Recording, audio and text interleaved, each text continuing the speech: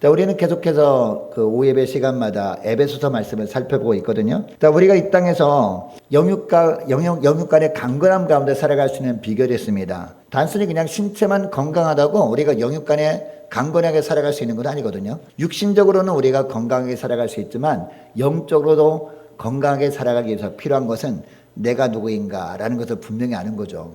무엇보다도 내가 이 세상을 통치하시는 하나님께 어떤 존재인지 분명히 알 때 우리가 비로소 영적으로 육적으로 강건함 가운데 우리가 살아갈 수 있는 겁니다. 교회도 마찬가지입니다. 우리가 교회가 어떤 곳인가 이것을 분명히 알아야 되는 것이죠. 그리고 교회는 무엇을 위해 존재하는 곳인가, 주님께서 교회를 어떻게 세우셨는가 이것을 분명히 알 때 우리 교회가 건강해지게 되는 줄 믿으시기 바랍니다. 예배소서 말씀을 통해서 교회가 어떤 곳인지, 그리고 교회는 무엇을 위해서 존재하는 곳인지, 그리고 주님께서 교회를 어떻게 세우셨는지 분명히 깨닫고 알아감으로 말미암아 우리 교회를 건강하게 세워나가시는 저와 여러분 되시를 축복합니다. 자, 우리가 에베소서 말씀을 선택하고 말씀을 우리가 대하는 이유가 있습니다. 에베소서는 주제가 교회론입니다. 교회론.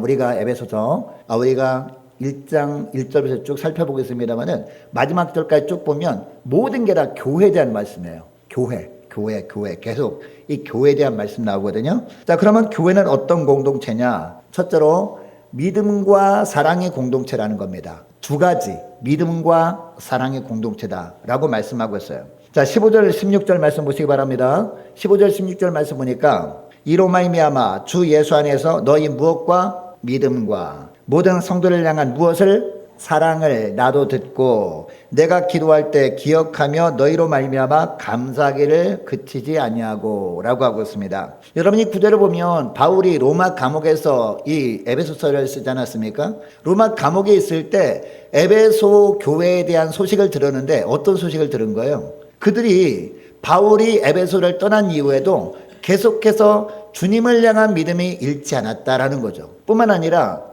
예수님의 사랑을 깊이 깨닫고 그 예수님의 사랑으로 또 지체들을 사랑하는 모습을 보이고 있다라는 그런 소식을 들었던 겁니다. 여러분, 당시 에베소 교회 성도들이 가지고 있던 예수님에 대한 믿음은 어떤 믿음이었을까요? 오늘 본문에는 나오지 않습니다만은 여러분, 에베소 교회에 어떠한 일이 있었다라는 것을 기록한 곳이 있습니다. 요한계시록에 나오죠. 요한계시록에. 여러분, 요한계시록 보면 소아시아 7교회 나오죠. 그죠? 거기에 보면 제일 먼저 어떤 교회가 나와요? 에베소 교회가 나온단 말이에요. 이 에베소 교회에 대한 요한계시록 기록을 보면 이런 말씀이 나와요. 요한계시록 2장 2절 3절 말씀. 자, 화면 띄워주시죠. 자, 내가 내 행위와 수고와 내 인내를 알고 또 악한 자들을 용납하지 아니한 것과 자칭 사도라 하되 아닌 자들을 시험하여 그의 거짓된 것을 내가 드러낸 것과 또 내가 참고 내 이름을 위하여 견디고 게으르지 아니한 것을 아노라 라고 하고 있습니다. 여러분, 이것을 보면 그 당시 에베소 교회가 어떤 믿음을 가지고 있었다라는 것을 알게 됩니까?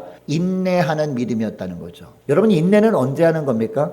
내가 정말 힘들 때 견디는 것도 인내죠. 근데 어떤 것을 통해서 우리가 고난받을 때 우리가 참고 인내하는 것이 진정한 인내예요?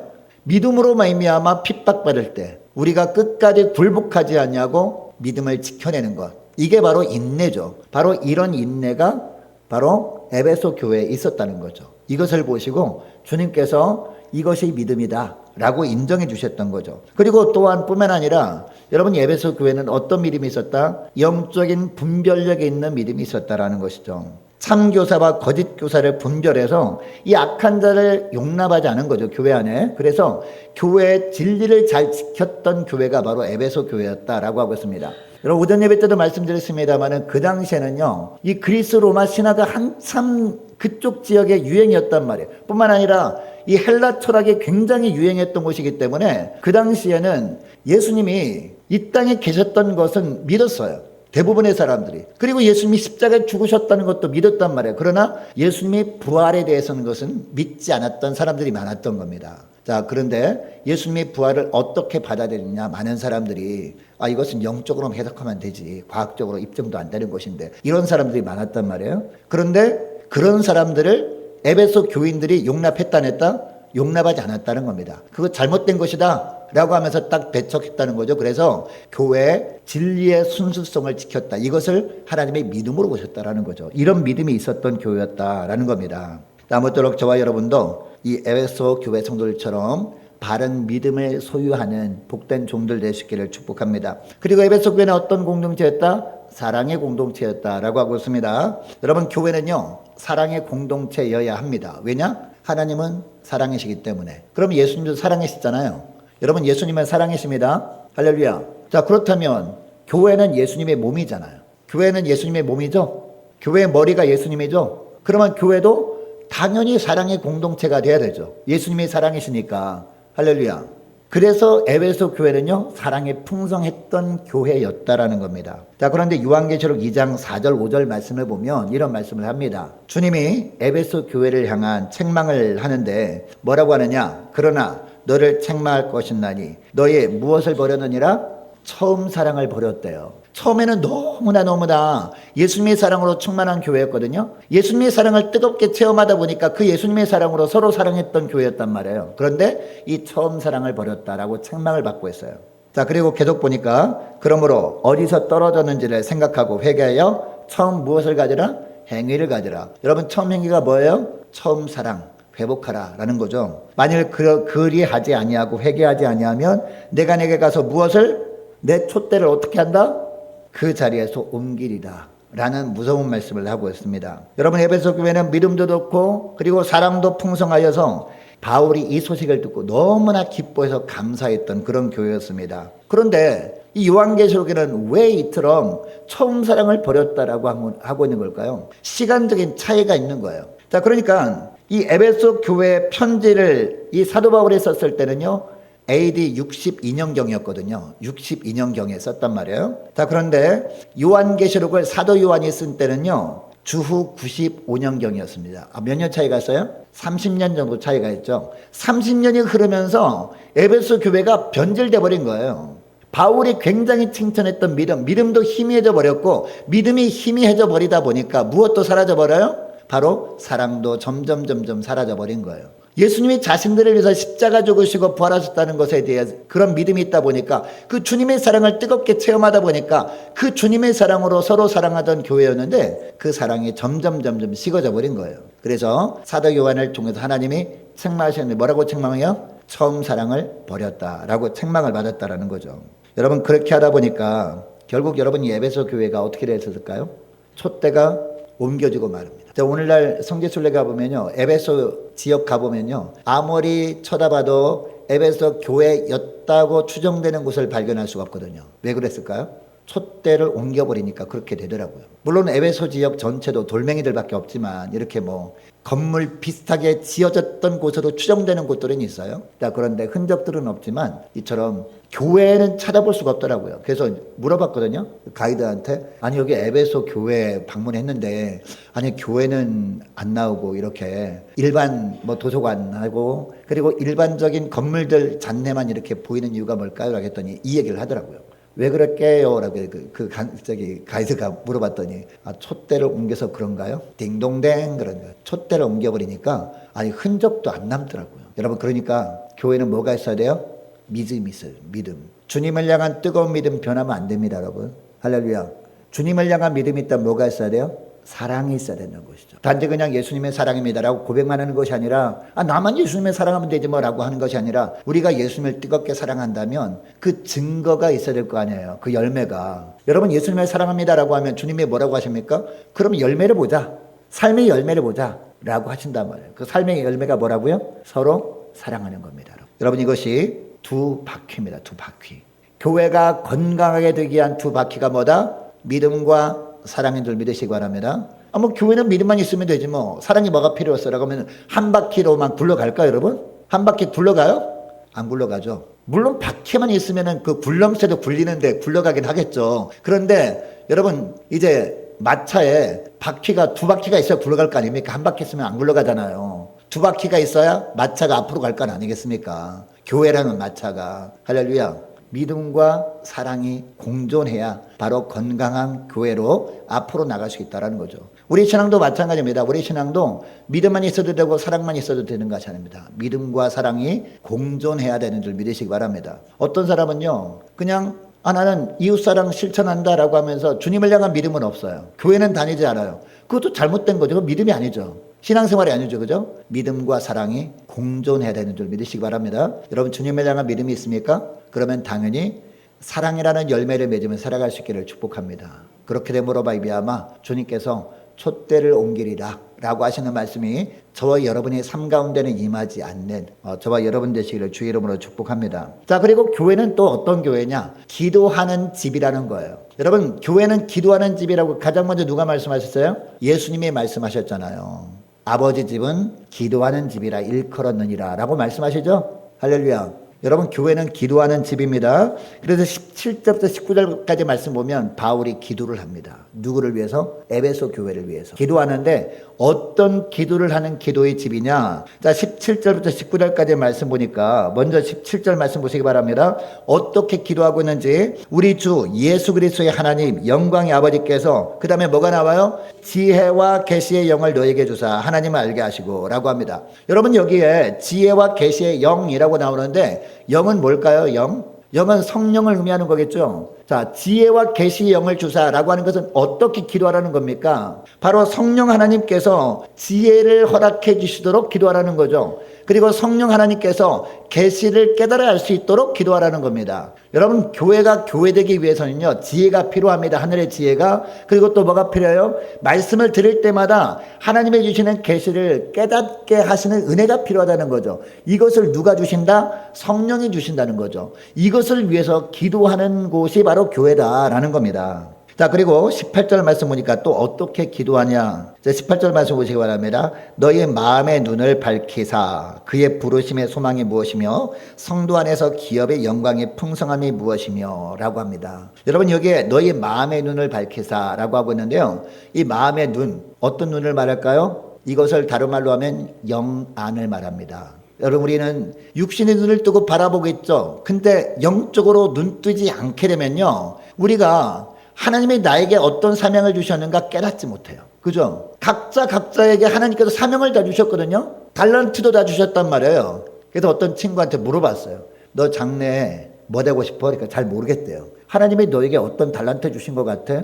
잘 모르겠다는 거예요. 그 왜 그런지 아십니까? 영안이 아직 닫혀있기 때문인 것이죠. 주님께서 영안을 열어주셔야 하나님이 나에게 어떤 비전을 주셨고 하나님이 어떤 달란트를 주셨고 또 어떠한 사명을 주셨는지 깨닫게 된단 말이에요. 그래서 이것을 위해서 기도한 거죠. 바울이 이렇게 기도하면서 교회는 어떤 기도를 하는 곳이 교회라고? 바로 이것을 위해서 기도하는 것이죠. 교회의 모든 성도들에게 하나님께서 영안을 열어주셔서 하나님께서 각자에게 어떤 사명을 주셨는지 깨닫게 달라고, 이것을 위해서 기도하라는 거죠. 그리고 성도 안에서 그 기업의 영광의 풍성함이 무엇이냐, 이것을 위해서 기도하라고 하는데 이건 뭐냐면 그 기업의 영광의 풍성함이 무엇이며, 이것이 뭐냐? 여러분 기업이 뭡니까? 기업이 뭐예요? 삼성전자, LG 뭐 이런 데가 기업입니까? 성경에 나오는 기업은요, 뭐 삼성, LG 또 어디입니까? 뭐 SK 하이닉스 이런 데만 기업이 아니라 성경에 나오는 기업은 뭐예요? 땅입니다. 땅. 할렐루야. 구약 성경에 기업이라는 단어가 굉장히 많이 나오잖아요. 그러면 기업하면은 뭐가 떠올라야 돼요? 가나안 땅이 바로 떠올라야 돼. 이스라엘 백성들이 가나안 땅을 주셨잖아요. 근데 신약 성경이 나와서 에베소에 보니까 또 기업이 나오는 기업. 여기 말하는 기업은 뭘까요? 영적인 땅을 말하는 것이겠죠. 이 땅에 우리가 발을 딛고 서 있는 땅이 아니라 영적인 땅이 어디예요? 바로 하나님 나라를 의미하는 것이겠죠. 할렐루야. 우리가 장착할 하나님 나라가 바로 기업입니다. 그 기업의 영광의 풍성함이 무엇이며 라는 것은 무슨 이야기일까요? 그러니까 우리가 장착할 하나님 나라의 영광이 너무너무 풍성합니다. 너무너무 화려합니다. 이 땅에서 사람들은요 추측합니다. 천국에 가면은 이 길바닥에 금으로 쫙 깔려 있을 거야 막 생각하는데, 여러분 왜 금으로 깔려 있을 거라고 표현을 할까요? 더 이상 좋게 표현할 방법이 없기 때문에 그렇게 표현하는 거거든요. 그리고 요한계시록을 보면 천국을 묘사하잖아요. 오색 찬란한 보석으로 막 꾸며져 있고, 그죠? 그렇게 쫙 있는데 왜 그렇게 표현할까요? 그 당시에 사도 요한이 생각하기에 그만큼 그거보다 더 화려하게 표현할 방법이 없기 때문에 그렇게 표현한 것뿐이란 말이에요. 근데 그런 보석보다 그런 보석만큼만 화려한 곳일까요? 그것과는 비교할 수 없는 곳이란 말이에요. 비교할 수 없는 곳. 거기 가보면 사람들이 그 위험에 압도돼가지고 그냥 아무 말도 못하고 가만히 있을 정도가 될 겁니다. 아마. 너무너무 영광에 풍성하다는 것을 우리가 어떻게 하면 깨닫게 됩니까? 영안을 열지 못하면 절대 깨닫지 못한다라는 거죠. 영안이 열려야 깨닫게 되는 것이죠. 여러분, 천국에는요, 눈물이 없습니다. 고통이 없습니다. 죽음이 없어요. 사기당하는 것도 없어요. 할렐루야. 근데 우리가 지식적으로는 알잖아요. 지식적으로는 다 알잖아요. 그죠? 성경에 나와 있으니까. 근데 그것을 정말 우리 피부 속 깊이 깨닫기 위해서 어떻게 해야 돼? 영안이 열려야 되는 거죠. 영안이 열리게 되면 깨닫게 되는 거죠. 이것을 위해서 기도하는 곳이 어디다? 바로 교회다. 이 말씀을 합니다. 여러분, 교회 기도할 때 이런 기도를 할 수 있기를 축복합니다. 요한계시록에 보면 거기는 누가 있습니까? 이제 장차 앞으로 갔을 때, 천국 갔을 때 보게 될 먼저 온 성도들이 있겠죠. 그리고 24장로들이 있습니다. 천국에. 또 뭐가 있어요? 생명수 샘이 쫙 흘러요. 그게 있습니다, 여러분. 거기에 또 그리스도의 보좌가 있어요. 보좌에 주님이 앉아 계시죠. 주님이 다스리시는 모습이 거기에 나온단 말이에요. 근데 우리가 지식적으로 알지만 그것을 영적인 눈이 열렸을 때 그것을 확실하게 알게 되고 그것을 소망하게 되는 것이다. 이 말씀을 하는 겁니다. 그리고 19절에 보면 또 어떤 기도를 하라고 나옵니까? 세 번째 어떤 기도를 하라고 나오는지 19절 말씀 보니까 그의 힘이 위력으로 라고 합니다. 여러분, 처음에 영이 나왔잖아요. 영. 성령이 나왔죠. 그러니까 여기에 그의 힘이 위력으로 라고 하는 누구의 힘? 성령의 힘을 의미합니다. 성령의 힘이 위력으로. 그 다음에 역사심을 따라 믿는 우리에게 베푸신 능력의 지극히 크심이 어떠한 것을 너희로 알게 하시기를 구하노라 라고 합니다. 자, 그러니까 무엇을 위해서 기도하라? 성령의 능력을 위해서 기도하라는 거죠. 성령의 능력의 임하심을 위해서 기도하라는 겁니다. 여러분, 성령의 능력에 사로잡혀 있잖아요. 그러면 예배 시간에 절대로 안 졸립니다. 자, 그러니까 예배 시간에 누가 조는 사람 있어. 저 사람 막 권사가 돼가지고 예배 시간에 돌고 있네. 그렇게 하지 마시고요. 어떻게 해야 돼요? 기도해야 됩니다. 기도해야 돼. 옆에 사람이 이분이 성령의 능력이 아직 임하지 않은 가운데 있구나. 기도해야지 라고 해야지. 나중에 권사님 어떻게 권사가 돼서 졸 수 있어 예배 시간에? 그러면 안 됩니다. 그건 교회가 아니에요. 교회는 기도하는 집이에요. 조시는 분들은 뭐라 그런 게 아니라요. 그렇게 기도하자고. 성령의 능력이 임하지 않으니까 졸 수밖에 없는 거 아닙니까? 우리 육신이 연약하잖아요. 근데 성령의 능력이 임하잖아요. 점심 때 아무리 식사를 많이 해도 안 졸리다니까요. 왜? 성령의 말씀이 임하는데 어떻게 졸 수가 있어요? 옆에 사람 쳐다보지 말고 앞에 보시면 됩니다. 자, 그리고 여러분, 성령의 능력이 임하잖아요. 그러면 어떤 변화가 있을까요? 성령의 능력이 임하게 되면 절대로 사랑할 수 없는 사람을 사랑하게 돼요. 왜냐? 우리 주님께서는요, 사랑할 수 없는 우리를 사랑하셨잖아요. 그 사랑의 은혜가 덧입히게 됨으로 말미암아 저 사람은 절대로 사랑할 수 없어. 남들은 다 사랑해도 저 사람은 사랑할 수 없어. 라고 하는 사람도 사랑하게 됩니다. 뿐만 아니라 여러분, 원수까지도 용서하게 된다니까요. 여러분, 살다 보면 그런 사람이 있잖아요. 정말 어떻게 저렇게 악한 사람이 있어. 세상에 하나님, 사단마귀가 사람의 모습으로 나타나면 저런 사람일까요? 하는 사람이 있거든요, 분명히. 그죠? 그런 사람마저 용서하게 됩니다. 왜 그런지 아십니까? 주님이 나를 용서하신 그 은혜가 너무 크거든요. 나도 용서받았는데 내가 저 사람을 용서하지 못할 게 뭔가. 이런 마음이 든다니까요, 정말로. 제가 그 코리텐붐 여사 이야기를 옛날에 한 적이 있던 것 같아요. 근데 그분이 어떤 분이냐면 예전에 그 독일 치아 있잖아요. 제2차 세계대전 때 이 독일 나치가 일으켰잖아요. 그죠? 이 나치 치하에서 엄청나게 고난을 받고 이렇게 핍박을 받고 뿐만 아니라 붙잡혀가 가지고 거기서 모진 고문을 다 받았던, 심지어 성고문까지 받았던 그런 분이었다고 해요. 근데 어느 날 다 끝난 다음에 이제 2차 세계대전 다 끝났어요. 끝나고 이제 독일도 이제 패망하고 또 새롭게 재건되고, 근데 그분이 살아있는 거예요. 근데 그분이 이제 간증 집회를 다니는 거예요. 간증 집회를 다니는데 이제 그 강사분이 말씀을 쭉 전하다가 이 말씀을 듣고 은혜 받으신 분들 간증했으면 좋겠다고. 근데 그게 용서라는 주제의 말씀이었거든요. 용서라는 주제. 원수까지도 사랑하고 용서하라, 이런 주제였거든요. 근데 간증을 쭉 사람들이 하는데 그 코리텐봄 여사가 앞에 나와서 간증을 하는 거예요. 간증을 하는데 자기도 이제 자기한테 잘못한 자를 용서하길 원합니다면서 쭉 이야기를 하는데, 근데 어떤 사람이 나오는데 그 사람이 바로 자기를 잔인하게 고문했던 분인 거예요. 독일인인 거예요. 그분이 딱 나오는데 처음에는 용서가 안 된 거예요. 세상 사람을 다 용서해도 저 사람만큼은 용서할 수 없는 마음이 있었던 거예요. 근데 우리 주님께서 내가 너도 용서해 줬는데 용서하지 않을래, 이런 마음을 주신 거예요. 그래서 이제 그분이 나오는데 그분을 꼭 안아주셨대요. 꼭 안아주시고 용서를 해줬다는 그런 이야기가 있거든요. 왜 그렇습니까? 성령의 능력이 임하니까 그런 사람도 용서하게 되더라. 이게 바로 성령의 능력이 대단한 겁니다. 이것을 위해서 기도하라라는 거죠. 교회라면. 여러분, 교회는 기도하는 집입니다. 이것을 위해서 기도할 수 있기를 축복합니다.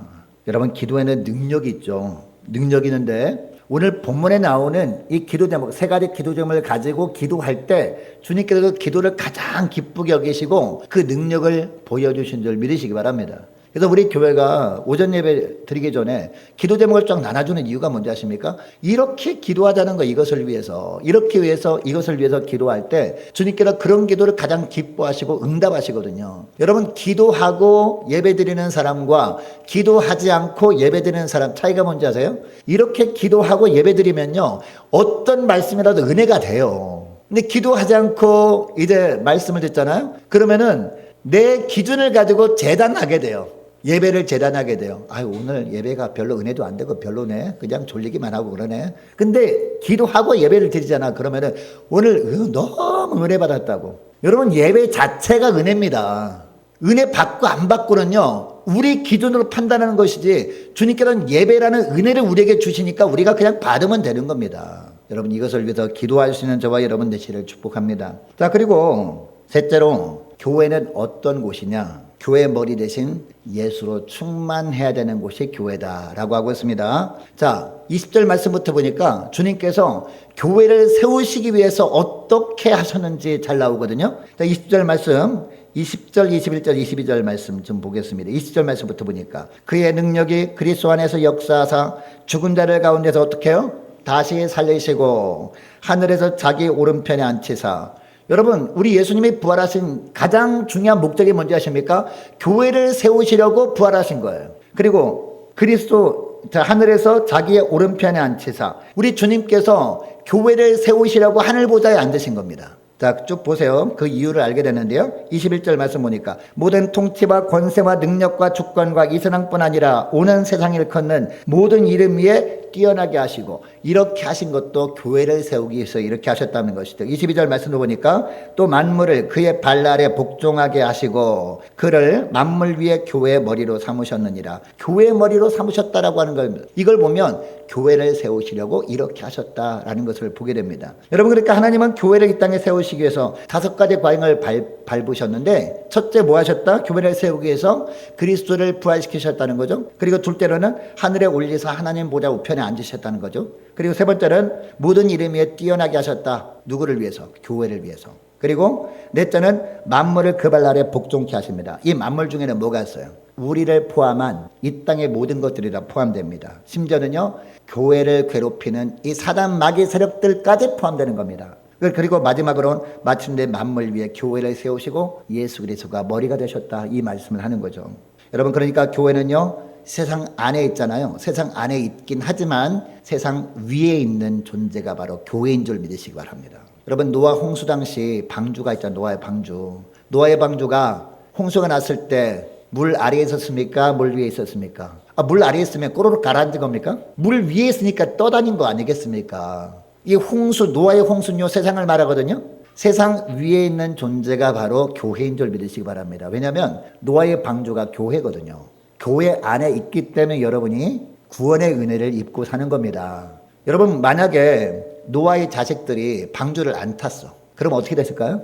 구원받았을까요? 죽었을까요? 죽었겠죠. 왜냐하면 노아의 방주 탄 사람 이외에는 다 심판을 받았기 때문에. 이게 바로 노아의 홍수 심판 아니겠습니까?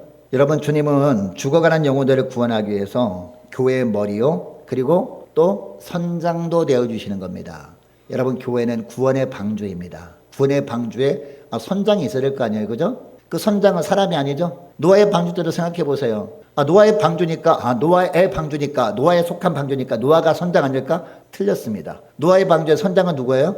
하나님의 선장님이시죠. 왜? 그 배 안에는 여러분 키가 있어요? 키가? 프로펠러도 없어요. 키도 없어요. 엔진도 없어요. 그러니까 주님께서 밀면 밀리는 대로 가야 되는 게 바로 노아의 방주였다는 것이 오늘도 마찬가지입니다. 교회의 선장은 바로 주님이십니다. 이게 바로 교회의 머리가 주님이란 뜻입니다. 자, 그리고 주님께서 교회를 유기적으로 다스리고 지배해 가고 계시는 거예요. 그래서 교회는 뭐로 충만해야 돼요? 예수로 충만해야 됩니다. 할렐루야. 이게 바로 23절 말씀이에요. 23절 말씀, 자 우리 함께 읽습니다. 23절 말씀 시작. 교회는 그의 몸이니 만물 안에서 만물을 충만케 하시는 자의 충만함이니라. 아멘. 교회는 세상 속에 세워져 있지만 그리스도로 충만하게 되면 이 세상도 예수로 충만한 교회를 통해서 예수 그리스도로 충만케 되는 하나님 나라로 갖고 갈 수 있다라는 겁니다. 여러분, 그러니까 교회가 세상이 막 썩어가고 있어요. 냄새나요. 너무 꼴보기 싫은 일이 막 벌어져요. 어떻게 이 세상에 공정하지도 못하고 이 세상이 막 거꾸로 돌아가나? 누구 책임이에요?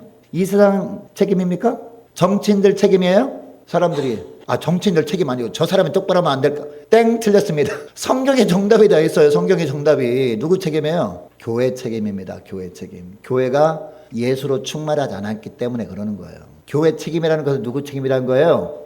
저와 여러분 각자가 다 작은 교회들 아닙니까? 내가 예수로 충만하지 않았기 때문에 그렇게 되는 겁니다. 세상이.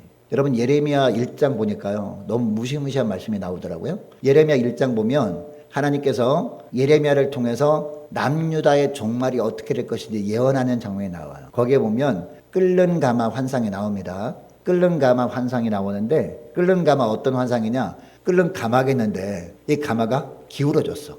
남쪽으로부터 북쪽으로부터 남쪽으로 이렇게 기울어졌단 말이에요. 그럼 어떻게 될까요? 속에 끓고 있던 거 어떻게 될까요? 쏟아지는 거죠. 어느 쪽으로? 남쪽으로. 남유다로 끓는 물이 막 쏟아져. 펄펄 끓는 물이 쏟아지면 어떻게 될까요? 죽죠. 이것을 예언하는 장면이 바로 예레미야 1장에 나옵니다. 자, 그러니까 남유다가 멸망할 것이다 라고 예언한 거거든요. 실제로 그렇게 됐잖아요. 근데 이게 멸망치 않게 되는 비결이 있어요. 그 비결도 말씀하시거든요. 근데 하나님이 해답도 없이 무조건 문제만 주지 않거든요. 그 해답이 뭐냐? 여호와께로 돌아가자라는 거거든요. 오늘날로 말하면 뭐예요? 예수로 충만해라 라는 겁니다. 여러분 생각이 예수로 충만해야 됩니다. 여러분 삶이 예수로 충만해야 돼요. 우리 교회가 예수로 충만해야 됩니다. 자, 그래서 교회는요, 예수 그리스도 중심이 돼야 되는 거예요. 인본주의가 들어오면 노아의 방주가 빵꾸 나잖아요. 여러분, 노아의 방주가 구멍이 났다고 생각해 보세요. 구멍이 났다고 생각해 보면 거기로 물이 들어와서 노아의 방주를 침몰하는 거예요.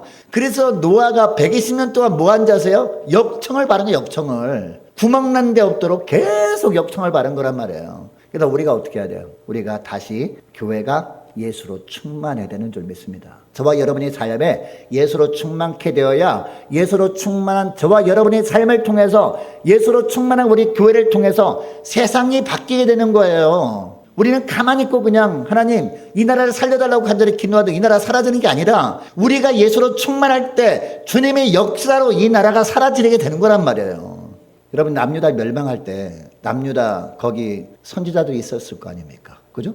그리고 대사장도 있었을 거 아닙니까? 간절히 기도했다니까요. 하나님 이 나라 좀 살려달라고. 주님께서 애굽에서 이끌어내어서 애쓰게 40년 광야 생활 지나서 이때까지 인도하시고 그동안도 지켜주신 나라 아닙니까? 하나님 이 나라를 고쳐달라고, 이 나라를 지켜달라고 했는데 망했어요. 왜 그런지 아십니까? 답이 틀렸기 때문에. 하나님께로 돌아오면 되는데 하나님께 돌아오면 하나님의 역사로 말미암아 완전히 망해가던 나라도 하나님이 살려주시는데 여호와께로 돌아올 생각은 안 하고 여전히 우상 숭배를 하면서 하나님 살려달라고 한 거예요. 오늘날도 마찬가지거든요. 이 나라를 살려달라고 100번 기도해 보세요. 우리가 예수로 충만하지 않게 되면요 촛대를 옮길 수 있다니까요. 에베소 교회도 촛대를 옮겼잖아요. 그렇죠. 아무쪼록 예수로 충만한 교회가 될 수 있기를 원합니다. 예수로 충만한 저와 여러분 될 수 있기를 원합니다. 그러면 예수로 충만한 사람들이 있는 나라는, 예수로 충만한 교회가 있는 나라는요 하나님이 절대로 망하지 않게 도와주십니다. 하나님의 방법이 있다니까요. 하나님이 이끌어 주신다니까요. 여러분 이것을 기억하시고 무엇보다 우리 교회가 믿음과 사랑으로 충만한 교회가 될 수 있기를 원합니다. 그리고 우리 교회가 성령의 능력을 위해서 간절히 기도하는 우리 교회가 되길 원합니다. 그리고 무엇보다도 예수로 충만한 교회가 될 수 있기를 주 이름으로 축복합니다. 기도하겠습니다. 하나님 아버지 감사합니다. 주님께서 우리에게 믿음의 공동체인 교회를 허락하신 이유를 에베소서 말씀을 통해서 깨닫게 하심을 감사드립니다. 우리 함께 가는 교회 모든 성도들이 주님을 향한 바른 믿음으로 살 뿐만 아니라 예수님이 십자가 사랑을 받은 자로서 서로 사랑함으로 믿음과 사랑이 겸비한 교회가 될 수 있도록 은총 내려 주옵소서. 무엇보다 교회는 기도하는 집이어야 한다는 것을 알았사오니 교회 성도를 위해서 기도할 때도 성령의 은혜와 성령의 역사를 위해 서로 위해 기도하는 교회가 되도록 은총 내려 주옵소서. 또한 주님께서 부활 승천하신 이후에 성령을 보내주셔서 세워주신 믿음의 공동체가 교회라는 것을 알았사오니 예수로만 충만한 교회가 되게 하여 주셔서 우리 교회를 통해 세상도 하나님의 통치가 임하는 세상이 되는 것을 보게 하여 주옵소서. 감사드리오며 우리 주 예수님의 이름으로 기도합니다. 아멘.